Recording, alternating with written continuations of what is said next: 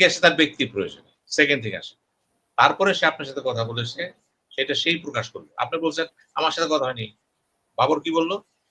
যে এস আলম আলম ভারতে আছে এবং তিনি হাসিনার সাথে মিলে বাংলাদেশকে আনসিট করতে চাচ্ছেন এবং বাংলাদেশে অস্ত্র আসতেছে। আপনার সামনে কিন্তু সে বলে দিল। আপনি প্রতিবাদ করছেন? ইউ এন্ডোর্স ইট। ভাগ্য ভালো যে ডক্টর ইউনূস অনেক কিছু বুঝেও বোঝে না।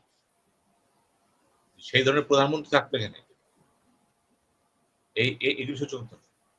একজন বলে যাচ্ছে আপনার সামনে যে এস আলম মিটিং করছে এখানে, শেখ হাসিনা টাকা পয়সা আনতেছে এবং অস্ত্র পাঠাচ্ছে।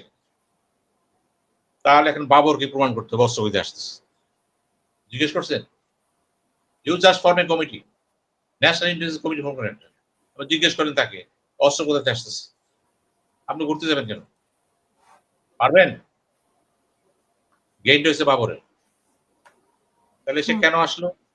যদি ব্যক্তি পর্যায়ে এসে থাকে, বক্তব্য দিলে তো অনবদ্য বক্তব্য। সেই বক্তব্য ভয়ঙ্কর বক্তব্য। পুরা ভারতের একটা স্কিম সে বলে দিল এখানে। আমরা দেখবেন পদক্ষেপটা কি। এখানে কেন বদল দিতে যাবেন আপনি? আপনি ওইখানেই বলতেন 10টা এসে থাকে আমরা দেখব।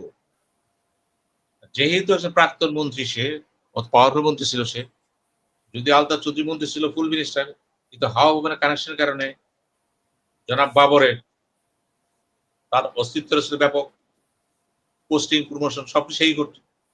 আলতাফ সাহেব ছিল নাম সর্বস্ব, ক্ষমতা ছিল না, কারণ যেহেতু আপনি হাওয়া ভবনের সাথে জড়িত ছিলেন। আপনার ব্যাকগ্রাউন্ড তো হাওয়া ভবন, ভুলে গেছেন সব। আর আমাদের সর্বপ্রদেশ ভুলে গেছে। বাবর মিনস রিপ্রেজেন্টেটিভ হাওয়া। হাওয়া ভবন কি কাজ করেছিল? প্রশাসনের ভিতরে যে দ্বৈত শাসন হইতো, একদিকে খালেদা জিয়া, আরেকদিকে তারেক জিয়া শাসন। এটা অস্বীকার করবেন? যারা বিএনপি করেন, যারা শুনতেছেন, মনোযোগ দিয়ে শোনেন। বিএনপি পতনের অন্যতম কারণ ছিল হাওয়া ভবন। আমরা দেখেছি হাওয়া ভবন, এবং সেখানে কি কি হয়েছে এগুলো তো জেলজন্ত জিনিস। এখন আমরা বলেন যে হাওয়া ভবন করে ভুল করছি আমরা, ভবিষ্যতে হবে না বুঝলেন কিন্তু। ওই হাওয়া ভবন লোক যদি আবার যাইতে যায়, আবার যদি তারা ঘিরে ফেলায়, আপনার দিকে ডাকবে না তাকে ডাকবে? আলোচনা করেন বিএনপি পতনের অন্যতম কারণ ছিল হাওয়া ভবন। হাওয়া ভবন দুর্নীতি করেছি করে নাই, অন রেকর্ড। On record. ওই আমল কি হয়েছে? 5 বার চ্যাম্পিয়ন হয়েছেন তো দুর্নীতির জন্য। কেন হইলেন? ভুল হয়েছে কিন্তু না? সেই চ্যাম্পিয়নের ইয়ে তো তারা অন্য ব্যাখ্যা দেয় বিএনপি, যে আগের বছরে ছিল সেই বছরের হিসাবটা তাদের উপরে পড়েছে। কি ব্যাখ্যা দিলে তার দলকে সে সেট করবে, তার দলকে সে সেট করবে, কিন্তু বাস্তবতাটা কি? ট্র্যাক রেকর্ডটা কি? সাংবাদিক জানে না, মিডিয়া জানে না, নেতারা জানে না। খালেদা জিয়া কি পারছে শাসন করতে? বি-চৌধুরীকে সরাইছে কেটায়? আমরা জানি না। এই হাওয়া ভবনের প্ররোচনায় তো ইলিয়াস আলী সংসদের কথা বলছে। ইলিয়াস ইলিয়াস তো আমার ছোট ভাইয়ের মতন ক্লোজ ছিল, আমাকে না আসতো মাঝে মাঝে হয়নি। তো কাজেই আপনি বুঝেন না কেন?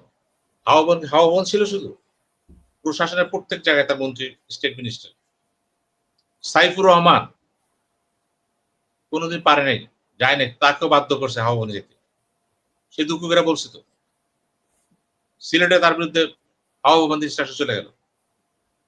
খালেদা জিয়ার প্রশাসন তার হাতে ছিল না, দ্বৈত শাসন ছিল কিন্তু এখানে। এটুও বোঝেন, এটা নায়ক ছিল কে? স্বয়ং তারেক জিয়া। তারেক ঘিরা কিন্তু চক্র ছিল এখানে। সেই চক্র কোথায়? এখন আবার নতুন ভাবে তার সংঘবদ্ধ হচ্ছে।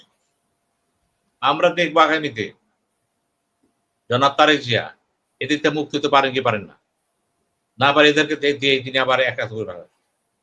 আমরা দেখতেছি অনেকে কিন্তু ইতিমধ্যে পুনর্বাসিত হয়ে গেছে। এগুলি কি করবেন? বিএনপি যারা করেন তারা বলবে আপনি কি বলতেছেন কেন? আপনি বলবেন this is national issue, national cause. ভবিষ্যতে বাংলাদেশে আর কোনো দ্বৈত শাসন হবে না। ভবিষ্যতে বাংলাদেশে কোনো হাওয়া ভবন সৃষ্টি হবে না। এটা হচ্ছে বিএনপির দাবি, আমাদের দাবি, রাষ্ট্রের দাবি। রাষ্ট্র চালাবে কে? প্রধানমন্ত্রী। এটা তো হয়নি। বিএনপি এমনি পড়ে গেছে বুঝতেছেন, এমনি সরাই দিচ্ছে তাকে না, অনেক কারণ ছিল, সেগুলি হিসাব কিতাব করে আগে যাবেন না। ওই যে বলে বাবরের কথা বললাম তো, বাবর এত চুপচাপ, হঠাৎ করে তিনি গেলেন, হয়তো ব্যক্তি প্রয়োজনে গেছেন, এবং তিনি ক্যামেরা নিয়ে গেছেন। চিন্তা করেন, ক্যামেরা নিয়ে কেউ যেতে পারে ইয়ে মন্ত্রী রুমে? আমি প্রশ্ন করি স্বরাষ্ট্রমন্ত্রী, আপনি অ্যালাউ করলেন কেন? পারে না। আপনি করছেন তো, এই জন্য করতে পারছেন যে আপনি এই চ্যাটটার গুরুত্ব বুঝতে পারতেছেন। আপনি বোঝেন কিন্তু চ্যাটটা টিকে রাখতে পারতেছেন না। আপনার এখানে কিন্তু ব্রিগেডের শাখাউত সাহেব ছিল, উনি কিন্তু হুঙ্কার দিয়ে কাজ করতেন। অস্বীকার করবেন? উনি সরাই দিয়েছে, তাকে যেখানে তারা সরাই দিয়েছে, কিন্তু আপনাকে তো আনছে সেবা করার জন্য, বাবরের সাথে এভাবে কথা বলার জন্য। এখন বাবর জি তার এলাকায় যেয়ে সবাইরে বলবে, পুলিশ তাকে জমা দিবে, ওসি তাকে ভয় পাবে, এসপি তাকে ভয় পাবে, কারণ সে দেখবে খাইছে। আমার স্বরাষ্ট্রমন্ত্রী তারা ট্রেন করতেছে, স্যার বলতেছেন। সে তো গেইন করে গেছে। হুম। কাজে আমরা চাই না এই ধরনের কাজ যাতে না হয় আর।